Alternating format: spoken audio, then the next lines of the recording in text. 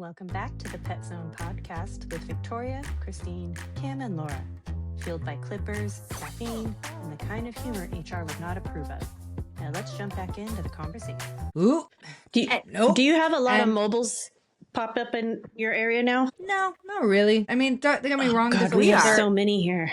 There's a lot in Queens. There's a lot We have a in lot of Brooklyn. franchises popping up. So we have Long Island, Brooklyn, Queens. Occasionally, like, I'll see a mobile in the city and be like, hi, mobile stranger.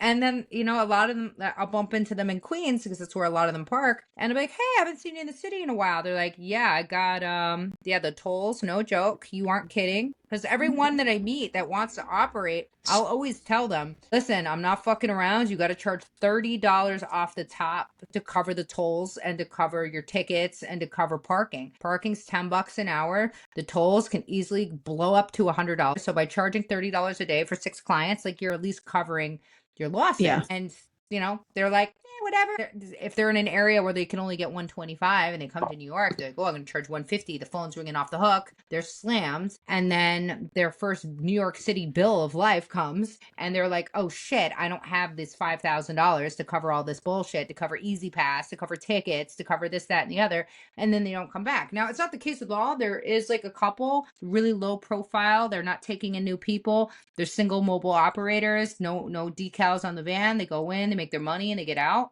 But every time I see a franchise, like, I think Groom It was going in for a little bit. I think that's the name of it. They disappeared like a fart in the wind. And there was another one, Groom Vroom. Maybe that was actually the name of the other one. I'm Zooming, grooming, or something like that.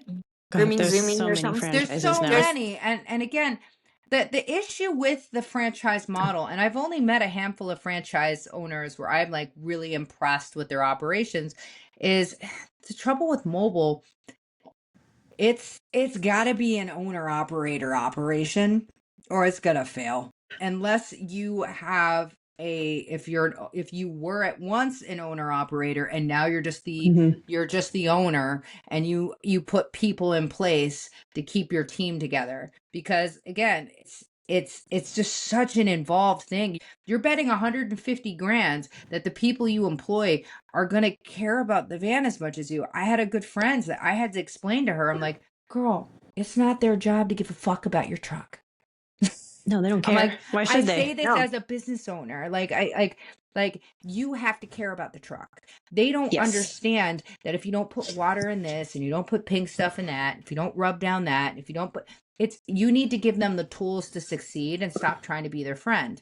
Give them a checklist. So these are the things you need you to do every day. And if something isn't working, don't text me, write it down on this list. I need everything to be communicated in this one space. You know, so that's where a lot of the failures happen. They get the brand new van, they run it into the ground, and all of a sudden there's $10,000 worth of problems. Well, not just that, but I can't imagine the cost with opening a franchise when you're still paying for the van you would have had to pay if you went on your own. And the franchise fees, like, it's all going to eat into your profit. Yeah. No, and the profit, the margins for mobile. Yeah, there's a lot of people don't reason. They're not as big as people think they are. When you start out, they're not, because when you start out, you haven't had big bills yet, so you're not really sure. But it's just like if you like me, I have 3 vans.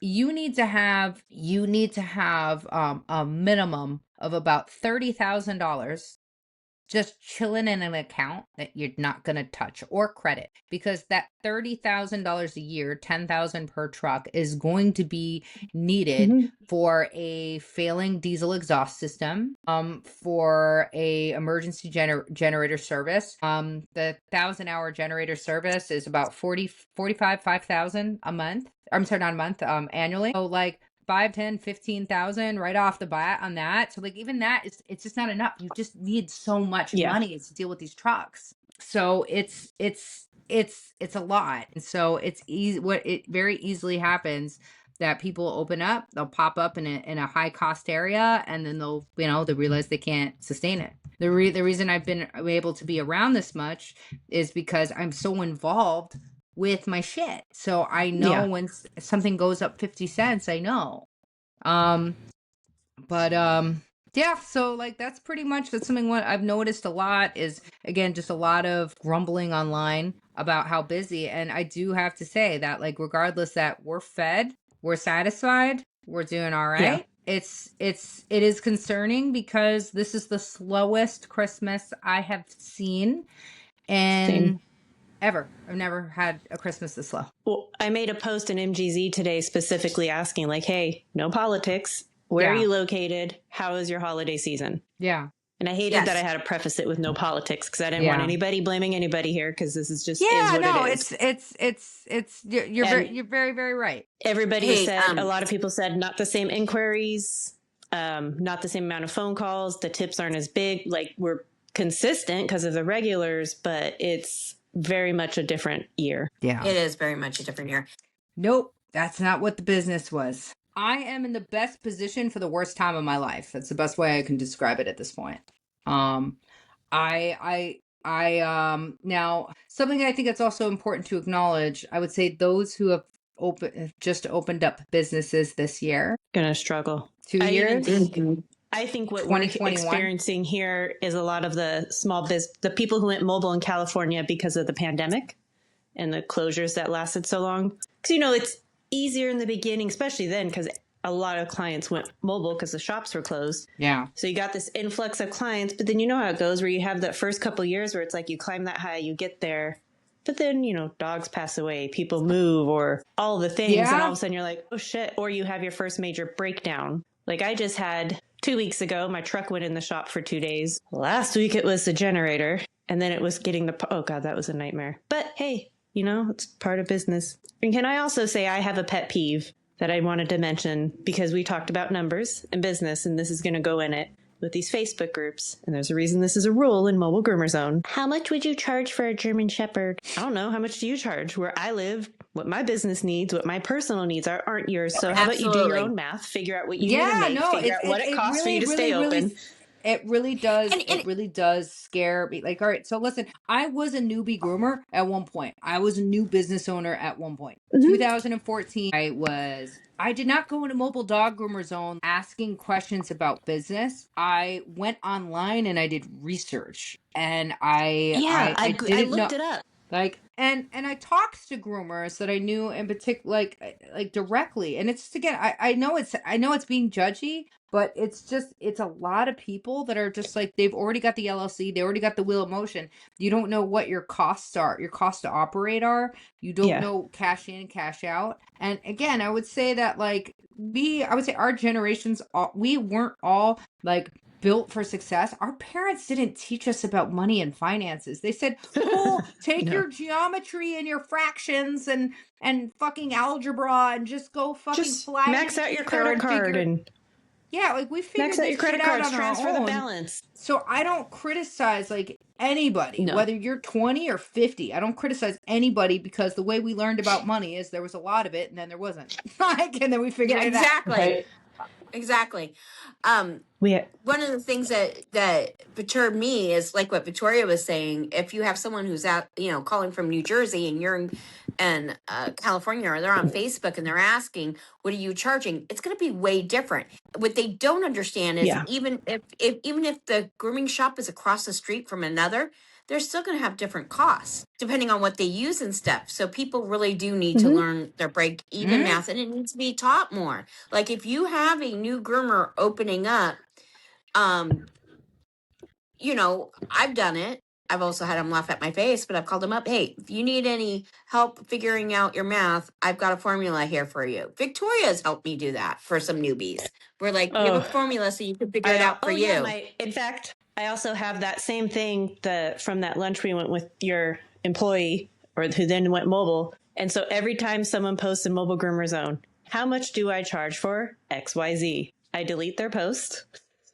And I know I'm a bad person for doing that, according to some people, but I can't. I'm like, I don't want to see this anymore. Do your math, figure it out. And then I tag them in the how to figure out your hourly rate. What do you need to make per month? Don't forget to save for taxes. Don't forget to do this. Don't forget to do that. So breakdown, savings, add it up, do some basic math, divide it by this, divide it by that. Here's what you need to charge. How many dogs can you groom in an hour? There you go. And the reason why I went to Victoria for this lunch meeting is this employee was going to go mobile. She was going to open up a mobile grooming van, and she was asking me, and I said, well, I can get you there. I can get you all the information. I go, but I think it would be better for you to hear from someone who did it, who's mobile. I'm a store. It's slightly different. We have slightly different costs. Like, it's a little different. I don't have to pay for gas. I don't have to pay for extra insurance. I don't have to. And then we are able to groom more dogs in the salon to make up for that, where they have traveling gaps. You need to learn all this. So then we brought in Victoria, and Victoria had the talk. So, and then Victoria what turned an it awesome into boss, right? She's like, oh, you want to go into business for yourself? I love that you did that for your employee. Oh, you want to go into business for yourself? Let me set you up to succeed instead of firing them like some people I know. I actually always do, like every couple of years I'll end up hiring somebody that is like, they legitimately like, listen, I want to do what you do. I want to open up my own business. I'm like, cool. I'll tell them, I'm like, listen, can you give me 2 years? And they're like, yeah, no, it's like in the future soon. Oh, wow. Doing this. I got the balloons. I got the balloon hands. They showed up again. So, so I'll tell them like, just listen, if you can, I need to know I can depend on you for 2 years, and, a general respect of like, like not poaching the business's clients. And we have that discussion and everything. And every single one of them. And again, I want them to succeed. I don't expect that people's long, dream is to work for me at Hair of the Dog for the rest of their life. Like everybody is, I expect to be a transitional piece in somebody's life. But so like pretty much every single one of them, they'll work and they'll realize like, oh, wow. So you don't just come home to a swimming pool of money and swim in it. Right. Like at the end of every day, like something breaks down. You're the one that's dealing with it. When the van's paid off, like a lot of the misunderstandings is a lot when you're thinking like an employee, you think when the van's paid off, all that money's mine. Nope. Yeah. It isn't. Then you got to get really fucking smart with your accounting and your investing and your business expenses, because then the IRS is going to say, oh, that money, you don't fucking need it. We can do so much better things with it.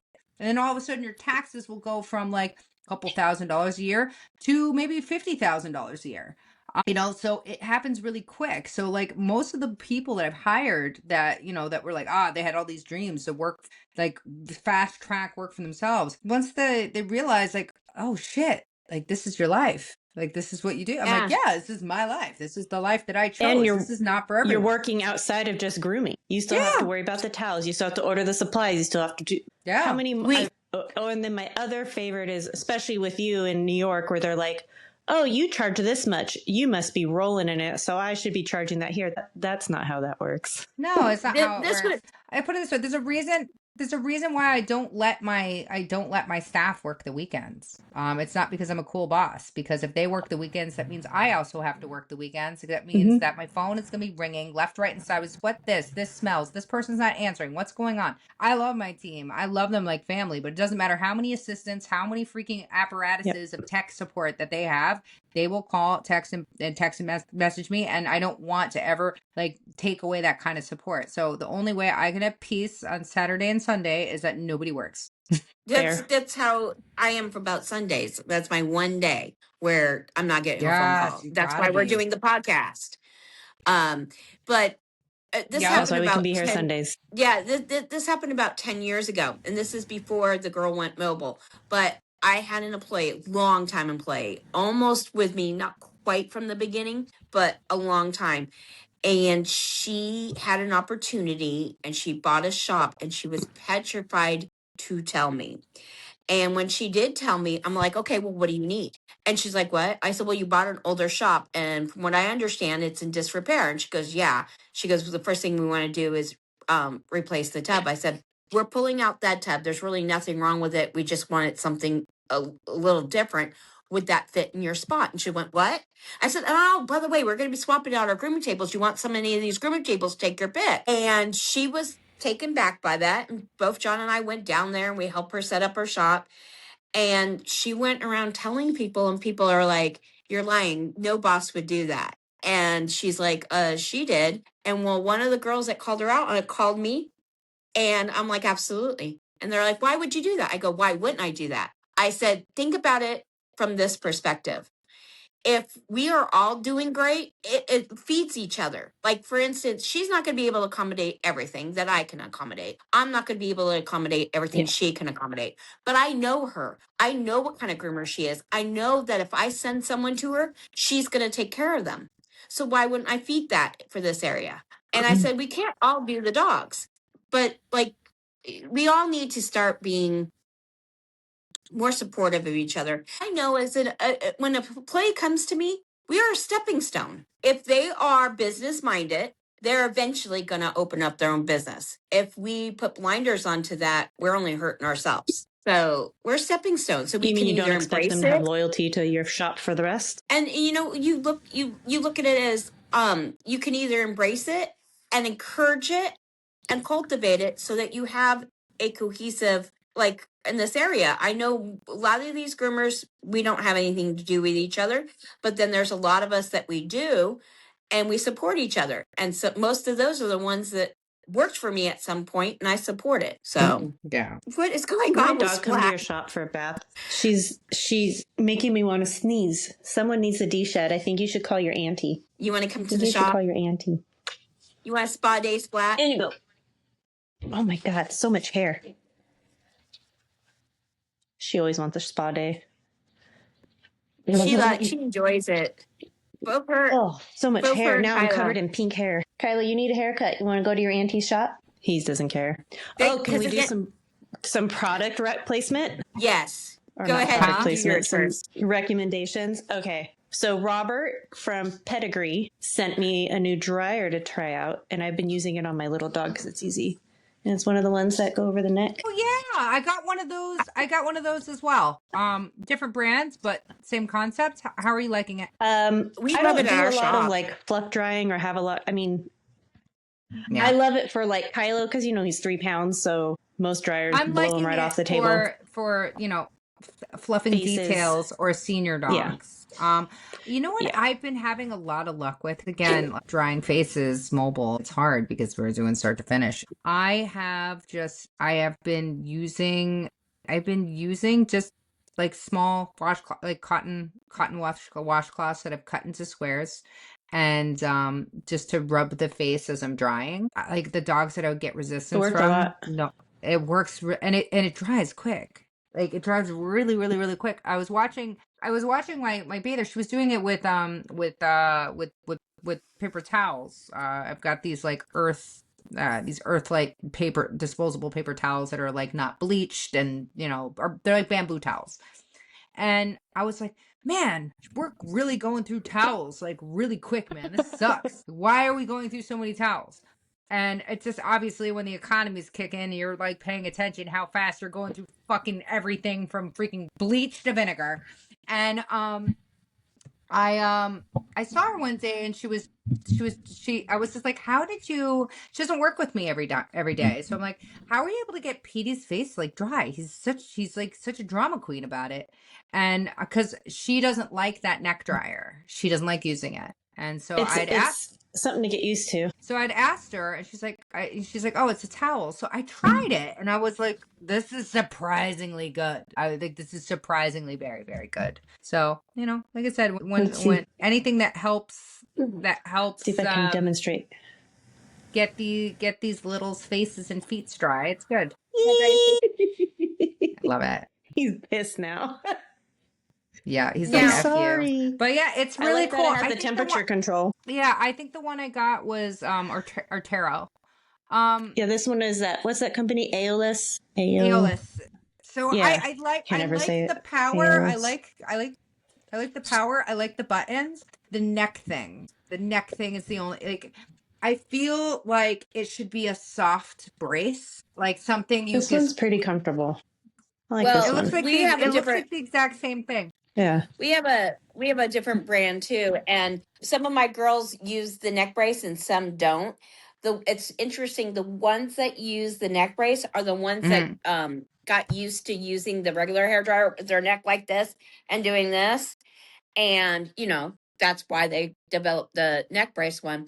The ones that didn't grow up in grooming doing that, they use it like a high velocity or close to, and then they're brushing.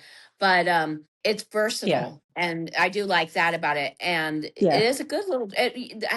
I was surprised how much power that little thing has. It's surprisingly strong. So my product thing, I don't get paid by them, but Pedigree, we bought a clipper from them.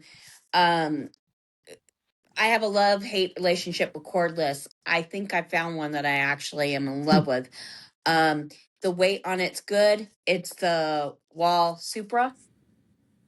And in fact, we bought one to try it out. It's working out real well for us. I love the fact that it's called a fucking Supra. Supra. It's very 1990s car right. centric. It makes me think I know the exact cars in my mind. Yeah, exactly. So yeah, I dated a guy when I was younger that had a Supra, and that car was his life. Did it have the loud exhaust? And then it had the stereo system with too much bass, and then you could hear the trunk vibrate. Yeah, you can hear it, and it's a very specific. And again, sorry to even interrupt your plug here, but like do you remember there was this video that somebody put out, and it just it showed this woman that's trying to look like she was when she was a kid, and like me sitting in the back seat of a car at 14 years old that I had no business being in, and she's like holding a cigarette, and the weed smoke is just pouring into the back seat. It's absolutely don't know how I'm alive. Continue. Neither do I. Well, mine wasn't that car. Mine was my friend's sister had a 66 T-Bird. A lot of fun in that car. In the dairies that are no longer there. What I was going to say about back to Pedigree. What I was going to say about the clipper is I told them what issues I had with the cordless. I called Pedigree and I told them, and they recommended this one, and they were spot on those issues. And what I liked about it was the weight. I liked the way it felt in the hand, and it still has good power, and it's a good, because I have to buy. So we started with one just to see if we were going to like it, and I gave it to my fussiest groomer, and who complains about pretty much everything. She liked it. Then I went on to the next person. How do you like it? They liked it. And then I tried it with me being as broken. And it's a nice clipper. So we are going to be purchasing 10 more of these because we have to provide everyone their tools. So that all adds up. But I don't mind spending the money if it's a good product. That's why we were starting with one, was what I was going to say. And it really was a good clipper. Can I body shave my horse with it and let you know how it works? Not this one, but maybe one that I'm buying for home. I'm going to send Robert an email. Hey, Robert. Yeah. So if anyone's out there looking for a clipper, it's the KM Supra, and I liked it a lot. And that one uses the regular blades, not the 5-in-1s, right? Yeah, it uses the regular. It uses what are they, 8.5? Sounds like you're toking out of a bong. It does. Da-da-da-da-da-da. Hits from the bong. Oh, yeah, right back where we were. It makes me think of that. Smoke 2 joints in the morning. I smoke 2 joints at night. Victoria, I smoke 2 joints in the afternoon. My phone's saying it's reconnecting. Makes me feel all right. I smoke 2 joints. Smoke 2 joints in times of peace. And 2 in time of war. I smoke 2 joints before I smoke 2 joints, and then I smoke 2 more. Smoke cigarettes to the day she died. One of them was a male, and the other two? The other 2? The other 2 are female. Only knows what they were. Knows what they were doing there. Right.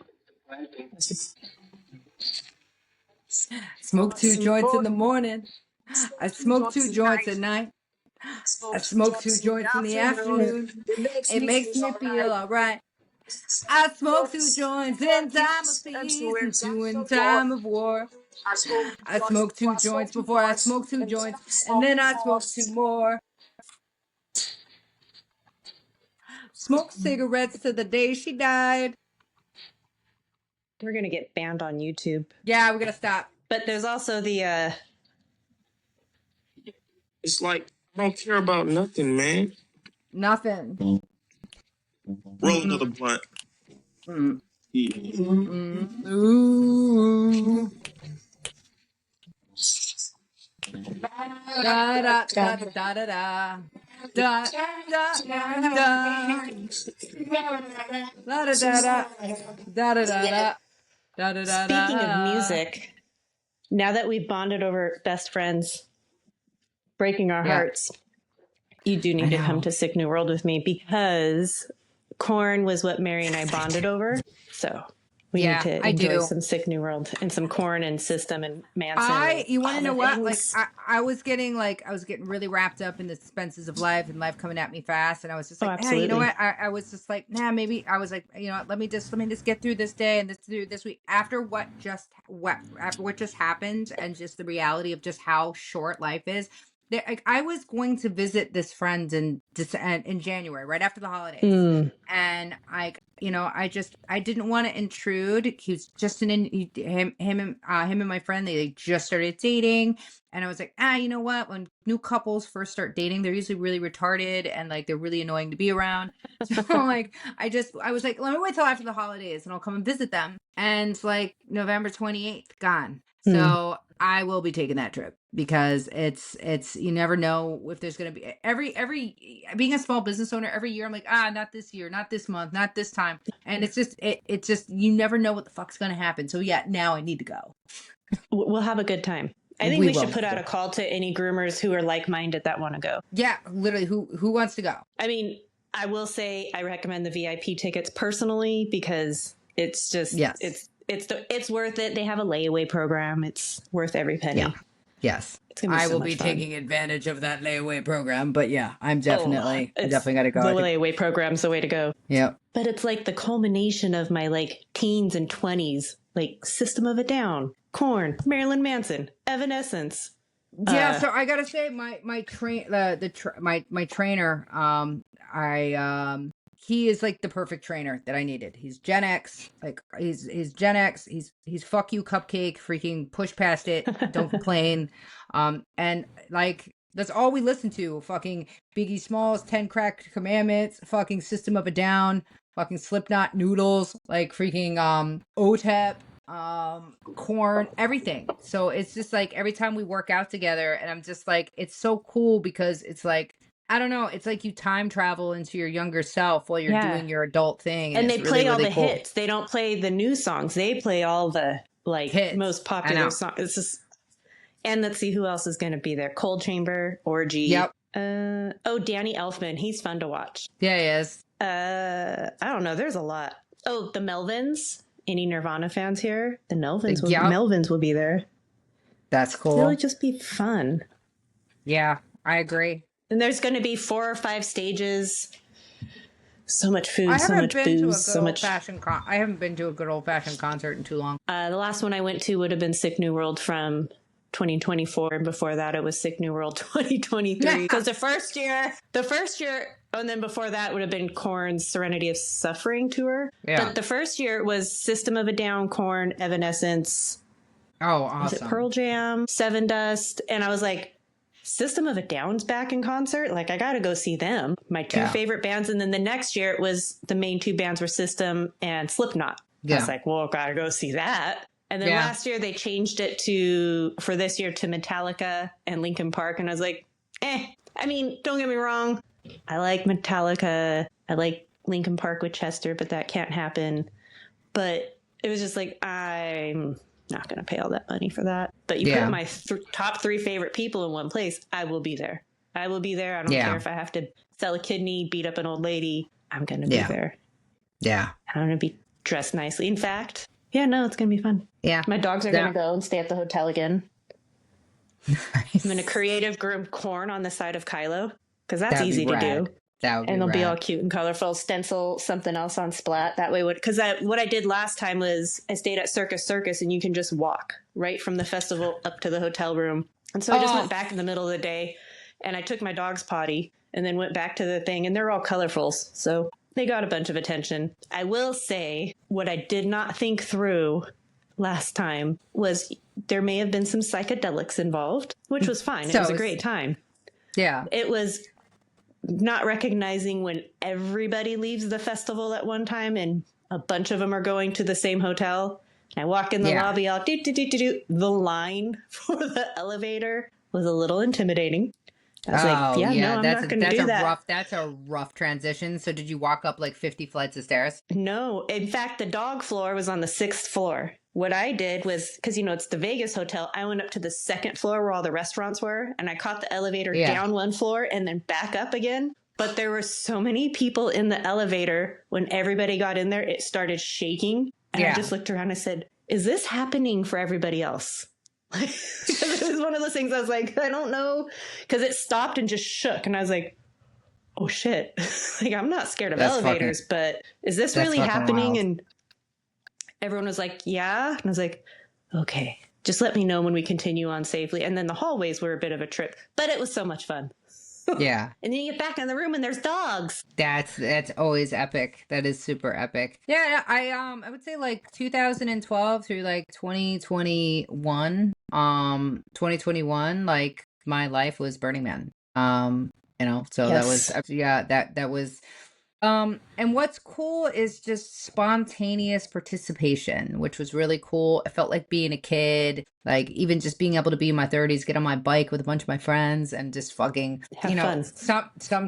Have fun. And listen, sometimes there was extracurricular activities involved. Sometimes there was alcohol involved and other things involved, but sometimes it was just fucking kicking the shit with your friends and just not having a care of the world. And Burning Man gives you an experience where you're not opening up a fucking wallet for a week, and that, and having human exchange be something so different and so tribal and so beautiful. And I really, really enjoyed my time there. I think even if I were to go back right now, I don't feel like I would garner the same experience. I feel like the world has changed a lot and I have changed a lot. And in the process, I've become such a very serious person for the past 4 years, and I need to go to a concert and have some fun. And I that's why I appreciate you inviting me.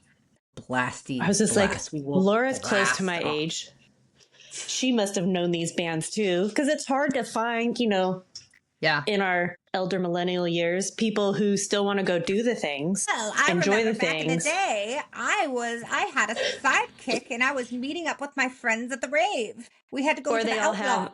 Oh my God, my child is of an age where she's going to raves. Yeah, she went to one. I don't know if it's her first one. I'm pretending it was her first one. She went to one on Halloween. And when she told me going up to it, I was like, okay, so I'm going to be this parent now. So back in my day, we could do all these fun drugs and we didn't have to worry about fentanyl. Well, you want to know what?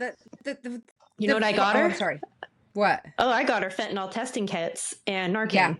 Yeah. If you're going to do this, you're going to do this. I can't stop you. Please just be responsible with it. And if she was like, I'm not going to do it. I was like, you have to tell me that I'm your mother. But even if this just helps somebody else there. Yeah. Well, so I remember, honestly, there was a time where, again, the scene was more underground and it expanded and it was crazy. It was enjoyable. It was beautiful. Yeah, it was peace, love, unity, and respect. But then something started happening with the drugs and the accountability factor kind of went out the window, and people weren't taking care of their people. People were ODing, ravers were dying, and ravers were being dumped into fucking dumpsters and pushed behind, because you have to keep in mind, these were events that were, I was 14 when I started going to these things.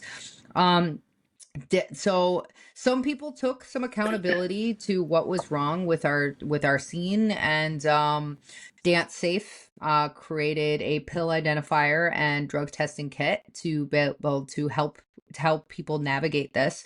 So when I found myself talking to other young people as an elderly millennial, I had to stop myself because I forgot our own history. At one point, that there were fucked up things going in the drugs. Sometimes it was too much dope, and the e-pills were like, they took all the alphabets and you just didn't know. It into a fucking You were just getting whatever, and you hoped it was actually real. You're like, oh, here comes the heroin. Here comes the Molly. And then, oh, here comes the acid. Oh my, and it was just like you got all the drugs all at once. Yeah. And it was crazy. So I now I look at it with a different lens at shit. We went through this too. We navigated this too. It's scary now because we're old and we've been through it. We don't want young people to go through these types of. I had a friend freaking pass away. I had a friend pass away when I was 14. And it rippled through the community in such a fucked up way. And again, we were all fucked up when our friend when our friend passed. And it was like, this is what our brains are navigating as children. So it's, you know, you did the right thing. It's like, hey, can't tell you not to do this, but just test your shit. She's 21. She's 21. She's going to do what she's going to do. Learn from my experience and my past. Here you go, kid. Well, also what's super sad is there was a time where, listen, fentanyl has been getting sprinkled in everything for a really long time. Yeah. The drug makers, I'm gonna be very, very careful with my language here, because I love my life, but the drug makers, the fentanyl people, they wouldn't bother with recreational drugs. They weren't doing this to ecstasy. They weren't doing this to ketamine. They weren't doing this to hallucinogenics. They weren't doing this to weed. They weren't doing this to the normal players. They weren't doing it with coke. They started doing it, the xylazine with meth, and they started doing all these other things with hardcore drugs, which is expected. Hey, if don't do hard drugs if you're a soft person. Okay? Yeah. So that was what you're understood. taking a chance you're going to die. Just know you could die. And most people have an understanding of that. When people are fucking taking Molly or fucking ripping a couple bumps of fucking nose beers, they're not expecting that it's going to go down like that. Right. So it's fucked up in the sense that, you know what, when you're at a rave and you just want to trip balls and see and have fun with your friends and get in a cuddle puddle and fucking get down, like, you're not expecting to flatline. And, you know, and this is where it's just like, you know, it goes to show that greed will freaking sneak into anything. And honestly, like, just absolutely shame on the people that do this. Like, you literally have just like ruined everybody's good time. I hate being the old person that tells young people, like, yeah, it's not worth it. Not even once. Like, me being that person.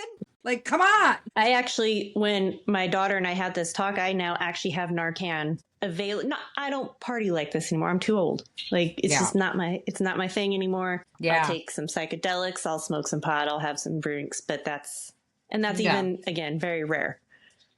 And the psychedelics I grow myself, so I'm not worried about anything else. Or, I mean, I don't do that. Never mind. I don't do that. I'm in California. You can't do that. You can't ship mycelium here. You cannot ship mycelium here. No, you are just. Anyways, listen, you're just having mushrooms with your pizza. So it's for scientific research study only, and it's non. Hey, I'm it does pretty not contain psilocybin. That all the drugs that I was doing when I was younger are now treating depression. Like, I was ahead of the curve, and you guys tried to freaking lock me up. Like, literally, I'm still butthurt. Although I am happy that I was medicating my broken brain, and you guys said, no, you can't do this anymore. And now it's like, please press 1 for ketamine therapy. Uploading your experience now. Homeostasis achieved. Like, literally, fuck that. I may or may not have told my therapist, do you mind if I microdose and or regular dose during therapy sessions? And she's like, I don't want to know about it, but whatever helps you get. And you know what? It fucking worked. Dude, I helped find the new path past things. I'm a big fan of San Pedro. I have a giant San Pedro cactus, which is for decorational use, and I just admire it. I like to look at it. San Pedro, listen, if you were to come and admire this San Pedro cactus with me, we could just sit and hold hands and just like sing Kumbaya. Be my friend. Praising it. Yeah, no, it's incredible. The shaman gave it to me. It was after like a 3-day ayahuasca cleanse. And so this was what we did on the last day.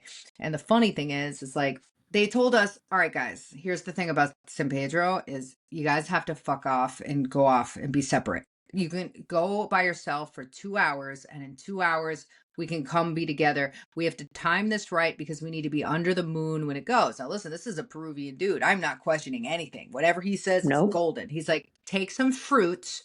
When you feel too much effect, eat the fruit. Just know that once it wears off, it comes back higher. So you got to regulate. And I was like, so I've been given these fruits. I've been given these instructions. I scamper off into the woods. And then all of a sudden, like one of these days, honestly, when I come up to visit you, I'll probably bring this. I have my book that I wrote down, my complete and total mental decay when we went through this experience. And it was amazing. I'm like scanning to see, I see where I left it.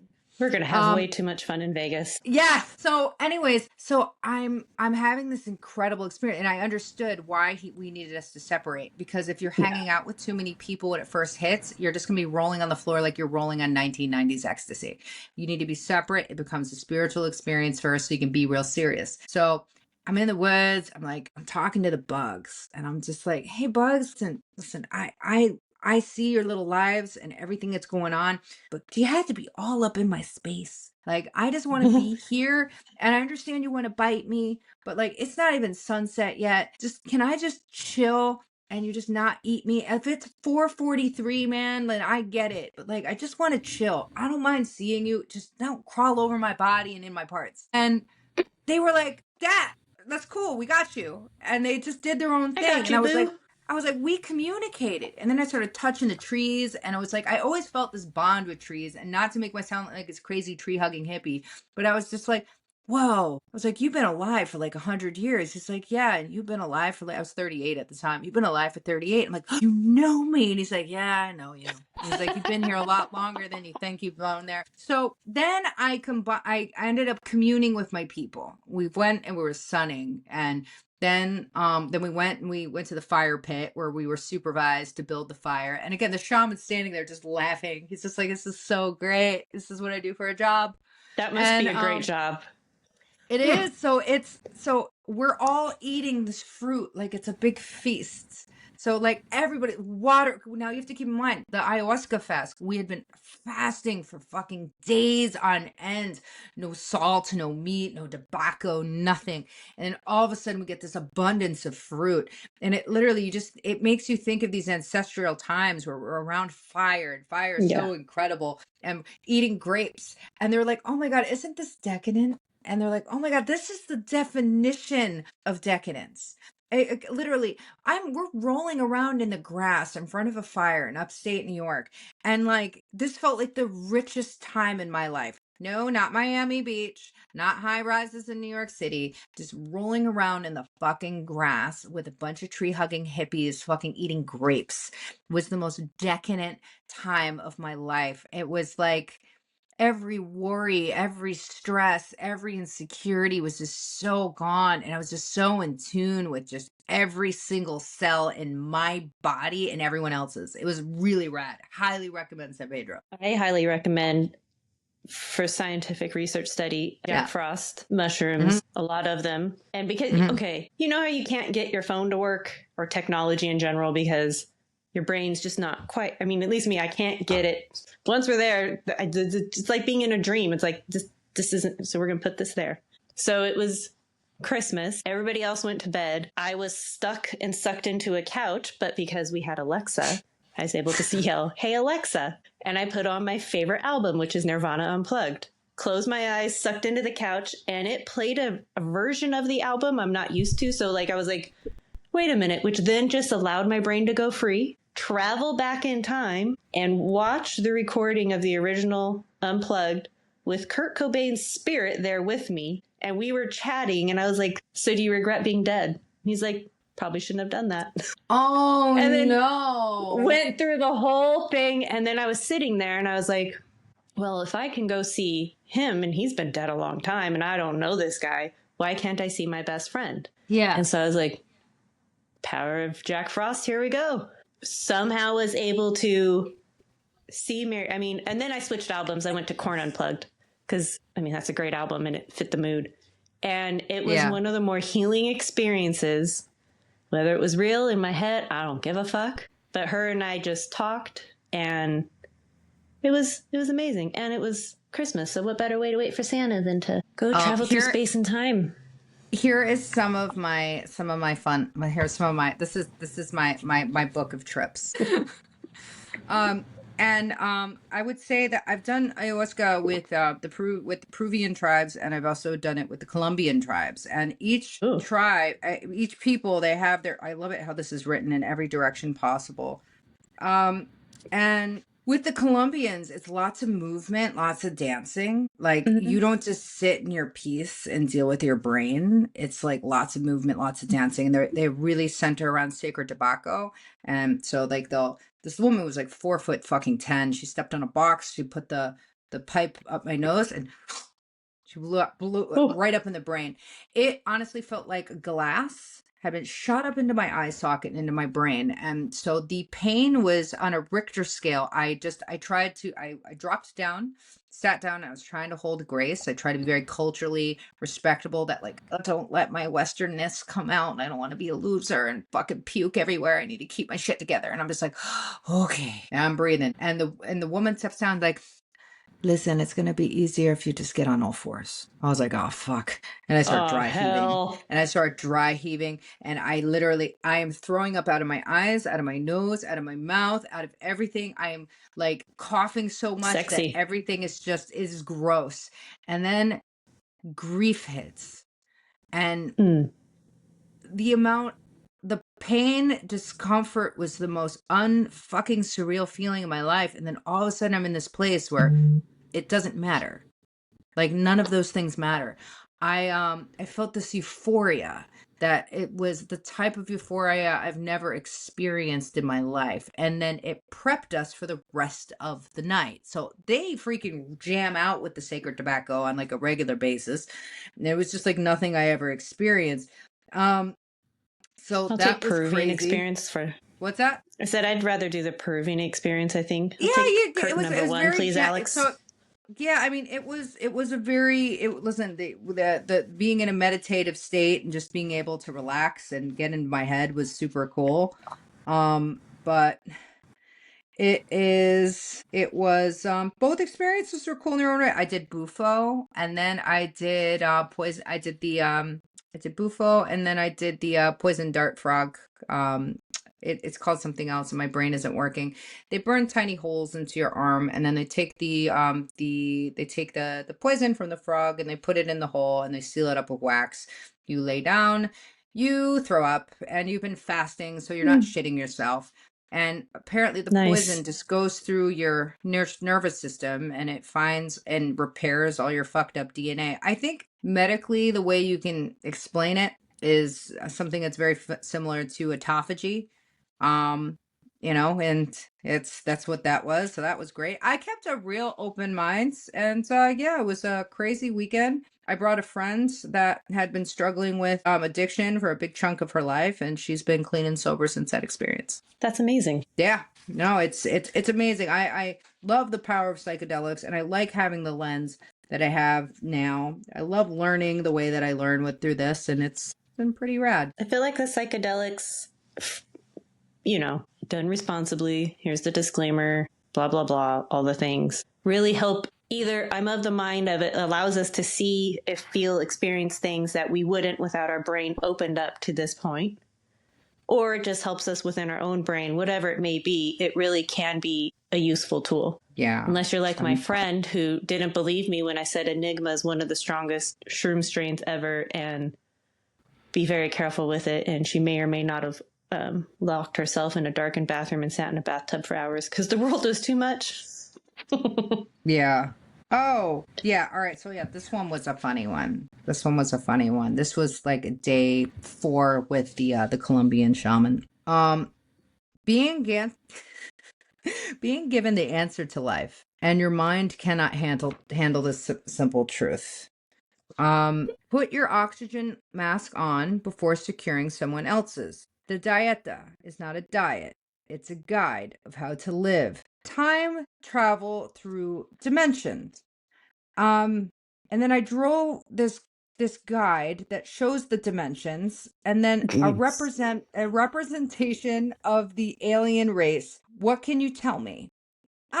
It's not for you. You wouldn't be able to understand. I got angry. I said, come on, because I wake up when I snap out of these things and I write everything I experienced. How about this? There's your fucking answer. So, like, just so you can understand, like, that's what I wrote down. You were with an alien. That's totally alien writing. So, do you see this right here? Aliens gave you the answer. That's your map? That was the dimensions. The dimension traveling.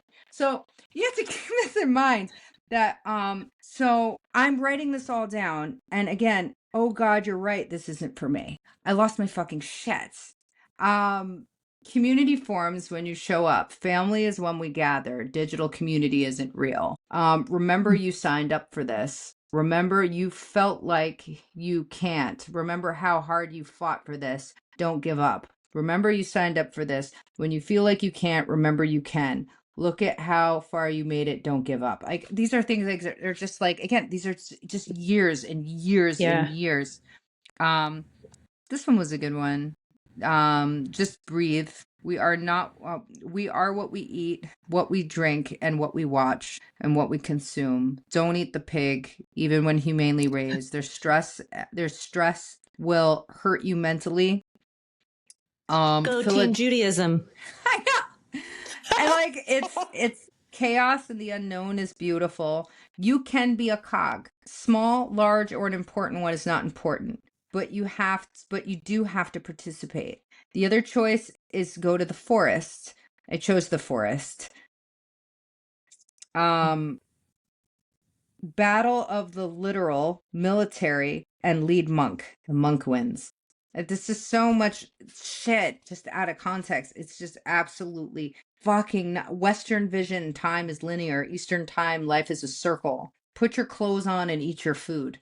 Like, it's just but what if I want to eat naked? Don't yuck my yum. I know. It's absolutely, this one's a beautiful one. I'm not perfect. I still get scared. I still make mistakes, and that's okay. Oh, that is beautiful. You should put some of these into Sora and see what comes up.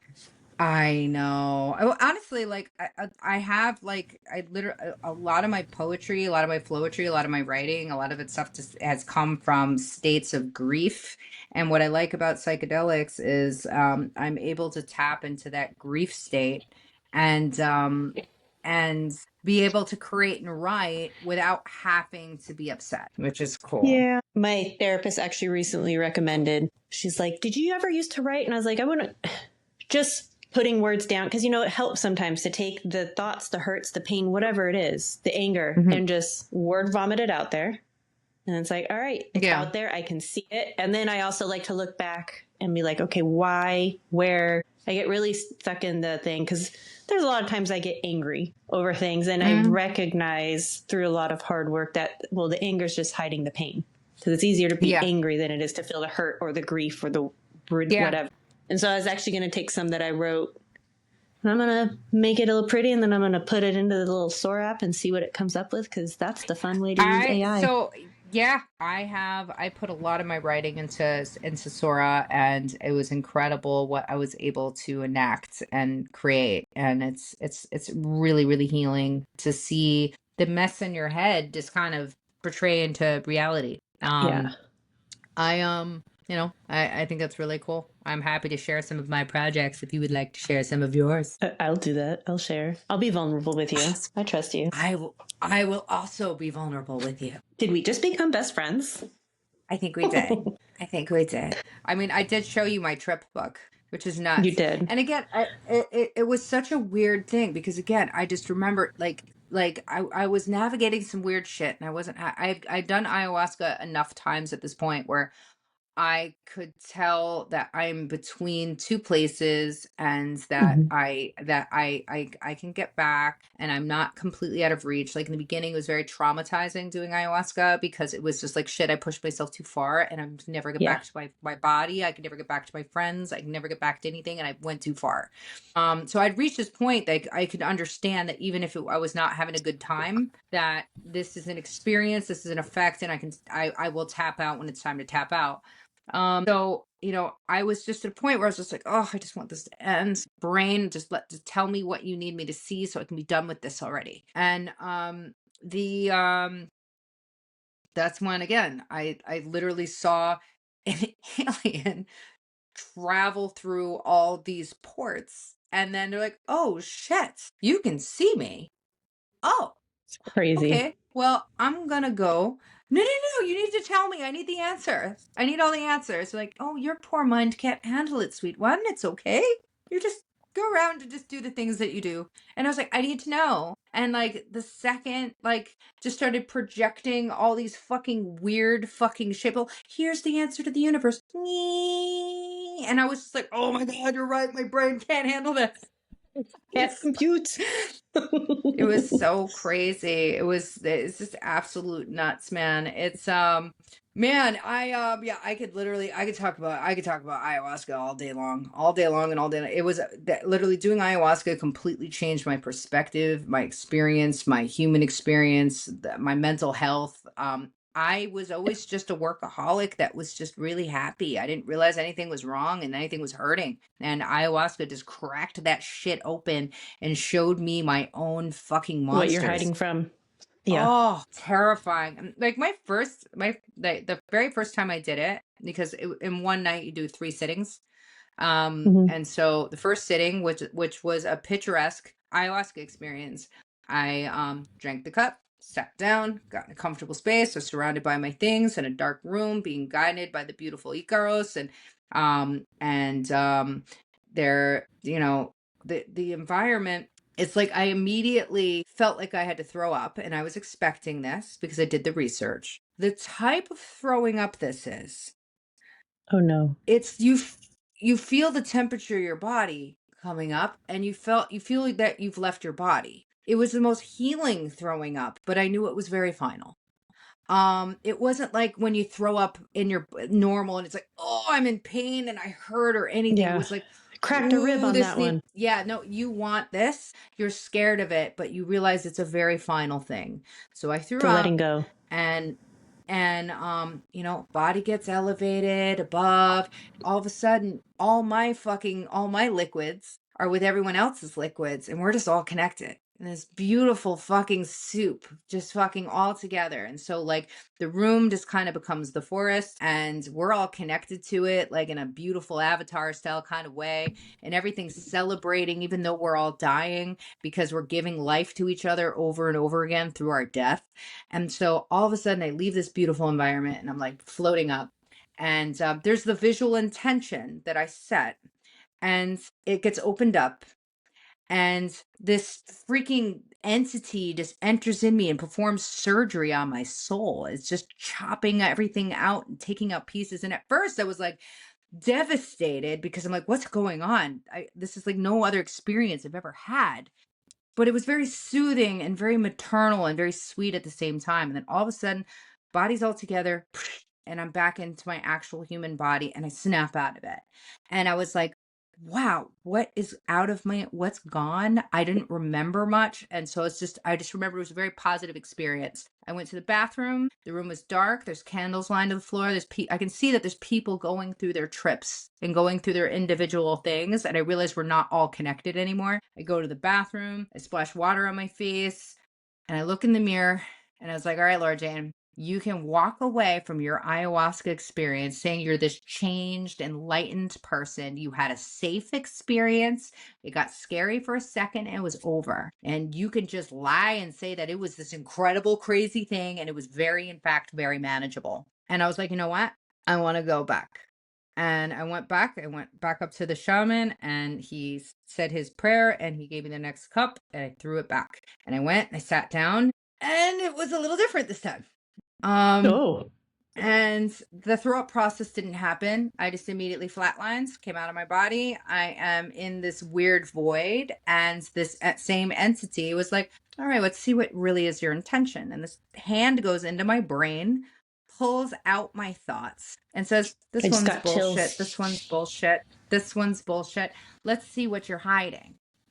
And I think that I've done such a good job hiding a lot of my trauma and pain and problems. I wasn't even aware of it. So all of a sudden, I'm dumped in this dark room. I can't see where I came from anymore. And I'm like, well, fuck, I did too much. I'm fucked now. I can never get back to my body. I took a substance. There's an effect and it'll be over. I had no idea what reality was. So at this point, it's like, all right, these little fucking gremlins are showing me my biggest insecurities and fears. And they're like, oh, look at the business you started and didn't finish. Look at the product you're fucking failing at. Look at the things that you're doing that you just talk shit about because you're just a big fucking phony. And I started like, okay, all right, everybody, I know what this is for. You're going to show me a lesson about what I'm insecure about. Okay, guys, I'd like it to stop. We're done. And it made it worse. So at this point, I'm screaming at the top of my lungs. And again, the reality is we're in a house where there are people. And so the shaman had to calm me the fuck down. So immediately, everything's code. Nothing looks real. The shaman, he has a female assistant because you're in America, you're dealing with women. Women are crazy. He's a man, so he of course has female assistants. Safety first. She immediately blows fucking cinnamon in my face, down my back, and then takes these. I feel like such a scumbag. I don't remember the name of the leaf, and she starts rattling it on my chest, on my back thing, and saying, okay, you need to stop screaming, it's okay, calm down. And then I look up, and all of a sudden I feel like I'm just like tripping harder. And like her face in the room looks like fucking Matrix code. It's running down, all the codes are running down her face. And you went full like, Neo. She was like, Laura, I need you to trust me. I need you to trust me right now. Please, you trust me? She's like, yeah. And immediately I'm thinking my friend that recommended the shaman, he's like, listen, it's really careful. You got to be really careful. You have to go to the right people because you're going to be in a vulnerable place and people can fucking really take your soul. And so this is what I'm thinking of. I'm like, I'm fucked. I'm absolutely fucked. I'm never going into my body. I'm done. So she sits me down and she's like, Laura, I need you to trust me. Please drink this tea. And so I was scared because I thought it was more ayahuasca. So I was like, okay. And I fucking dumped it in my sleeping bag. So then I'm freaking out. She can tell I'm still freaking out. And so she's like, Laura, please, I promise you it's going to be okay. You're terrified. You got to trust me. Please trust me. And then she gave me the tea again and I drank it. They picked me up. They brought me in another room because, again, I am screaming because I am facing everything that I have fucking pushed so far down and never really dealt with.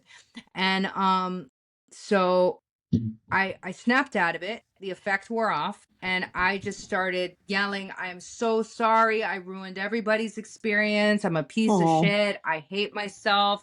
Like I'm like this half-breed mutt that's just trying to fit in with everyone. And every insecurity I've ever had was vomiting out of me.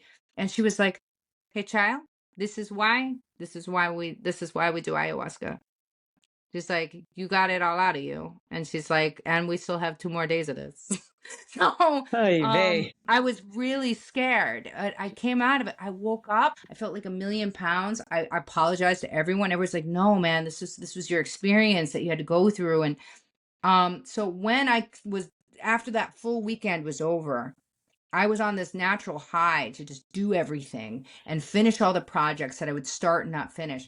But I didn't want to talk about and deal with the underlying causes again. And I just kept on doing ayahuasca over and over and over again because I was trying to chase what the fuck I was trying to figure out, but not fully letting go. So I ended up going to therapy afterwards and unpacking everything I experienced. Because upon doing this, I quit smoking, I quit drinking. And then all of a sudden I had full-blown unfunctioning attention deficit disorder. I couldn't manage it. I could barely handle my business. I could barely handle communication. This was like in 2021. And after like 5-6 months, I started feeling a lot better. And I started, a lot. These are things I would have never done if it wasn't for ayahuasca. I wouldn't have talked to anybody. Because here's the thing: you can take all the psychedelics; they work in tandem with communication. It has to go together. That respect it. And you know what? There was things I didn't realize that happened to me in childhood. There was things I wouldn't communicate because I was scared of displeasing people. I'm an adopted kid. I found my mom later in life. There was a lot of there's a huge burden in that emotionally and not wanting to just like upset anybody. And there's all these horrible feelings that go hand in hand. And ayahuasca, like literally just ayahuasca in tandem with therapy allowed me to look at my own existence and allow myself to feel my feelings. And 9 out of 10, right? 10 out of 10, I recommend. I didn't do the ayahuasca, but the psilocybin and therapy helped me deal with, not knowing my biological father growing up. And me really thinking, well, because I wasn't worth it. He didn't love me enough to stick around. If I was better, he would have stuck around. If I could be more perfect, maybe I would be worthy of this. And then really looking at how that transformed into relationships later in life. And of course, I put up with shit I never should have put up with because, well, if my own dad didn't love me, why is this guy going to love me? But through therapy and then really unpacked. He's an alcoholic, passed out bum in the park. No, he had been sober for 2 decades and had all his AA coins that I found. And then, fast forward to 2016 hit when my father's sister found me through a private investigator. I was in a place to meet them. And I am so grateful I did because I met him. He was on his deathbed. And first thing he said to me was, I love you. And I'm sorry I wasn't braver to come find you. And he kind of looked, but he was always, you know, he had his own guilt about being an alcoholic when I was a kid. Yeah. So then hearing, oh no, it wasn't because I wasn't enough. He felt he wasn't enough. But still hearing those words, never recognizing how much I had needed that. I needed to hear from my dad, I love you. Yeah. And then, he got to meet my daughter. Those daddy wounds, they cut deep. They hurt very, very, very deep. Unfortunately, he died 5 days later. And when we planned this big thing. Yeah. And I mean, even again, it's so weird how that works. We showed up. I don't know if you remember Dana LaMonica. She came, we were going to Super Zoo. And so I was like, look, I'm sorry, you're in town. You flew here from, I think she was in Spokane, to drive me to Vegas, but he might not be here when we get back. So she went with me, my daughter, my aunt met me there. I brought all these baby pictures of Taylor, all these pictures of me. And we were just going to have this great brunch and share life. And I got there, walked in the room, and he was dead. And thankfully Dana was there because I looked at her and I said, can you just please take Taylor outside? Because, she doesn't need to see that. But because I was there, my very Catholic family found out his then girlfriend, I believe. I don't know what they were going to donate his body to science. And the Catholic family's like, that's a no. And we can't stop it, but you can. And I was like, well, as a Jewish person, I recognize that. And so again, because I was there that day, was able to say, nope, this is what we wish for his remains. Like everything had to align perfectly. And what took me a long time, and it's really been probably this past year and a half in therapy to recognize, is I had a lot of anger and rage at the time taken from me and him, my daughter, like the impact of that. Also on the same hand, recognizing 100%. I am where I am today because of all these things that happened. Like, had I not gone through that, I wouldn't be me. So it's hard to find that balance. But yeah, the rage at you didn't take from me. And it's weird how I can deal with you hurt me. I can handle it. You hurt my father. You hurt my child. You hurt all these people. Like, that's where I find myself getting rage. And that was, I think, my last therapy session. She's like, you know what that really is, right? And I'm like, yeah, it's hurt. And I'm like, I hate when you're right. Yeah. I want to be angry. Yeah. So it's easier to be in a place of anger or frustration than it is, oh no, this hurts. And then I'll bring up to her like, well, hey, why does this still hurt? Like, I worked through this. And she's like, well, because you have to think of it as it's always going to be a wound that may be scarred or it may be scabbed, but sometimes it gets picked at a little. So sometimes some of the hurt can still come back through and you just have to feel it, recognize what it is. I visualize sending it to the universe or God, however people want to believe it, and going through those sucky ass feelings. But I am grateful I was able to meet him and have that, because I couldn't imagine not having that moment. And I got to meet my biological grandfather, who, even though he was really sick and in ICU and had Alzheimer's and didn't know who basically he recognized me. He hadn't seen me since I was a toddler. Walked in and he goes, I remember you, Victoria. We've missed you. And it was just reached out and took my hand. I was like, well, this was a very humbling experience of the universe saying, we see you. Fucking universe always fucking shit up. Dude, it's listen, at the end of the day, like, so it's all good. God has everything happen in its own way. And my life has been a series of tragic and celebratory coincidences where lots of woulda, shoulda, couldas, and a lot of things that happens in such a way that my life is crazy in itself. And I imagine it's the same thing for you. And it's really cool to be able to talk. I know it's like weird to talk like this and this type of platform, but it's really cool to talk about this. Thank you, friends. I love you. All right, bye. We'll see you next time. Bye. Meow. See you next time. Bye. All right, we'll pause the conversation here. It'll continue next week. Please give us a follow on Facebook, Instagram, TikTok, and YouTube at Pet Zone Podcast. Have a crazy customer story, confession, or just something else you'd like to share with the show? Please feel free to email us at info@petzonepodcast.com. Don't be shy. We can keep you anonymous if you like. Also, if you're a professional pet groomer, please feel free to check out the Facebook group, Mobile Groomer Zone. And most importantly, Don't forget to subscribe, rate, and review the show on any podcast platform you're listening on, and share it with a friend. Until next time.